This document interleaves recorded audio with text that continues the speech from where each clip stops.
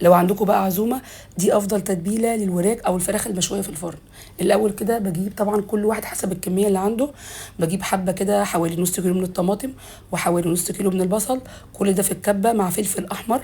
وبنزل بقى بالبهارات بتاعتي: توم باودر، بصل باودر، بهارات فراخ، دبس رمان، وصويا صوص.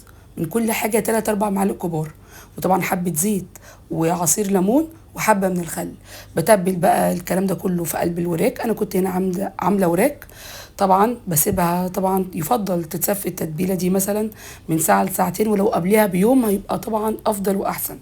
بتبل الوراك او الفراخ كويس او بالتتبيله، وبجيب صاج وبحطها في قلب الصاج، برصها زي ما انتم شايفين كده، وبدخلها الفرن على درجه حراره 240 بالظبط. اقل من ساعتين، ساعه ونص، ساعتين الا ربع، تطلع بالشكل القمر ده.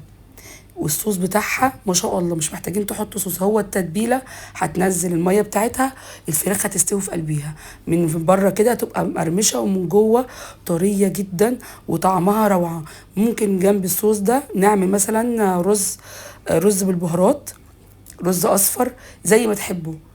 بصوا ما شاء الله، الفراخ من بره كده اهي مقرمشه وناشفه، ومن جوه بصوا عامله ازاي، شكلها روعه. دي اسهل وافضل تتبيله تعملوها للفراخ المشويه في الفرن.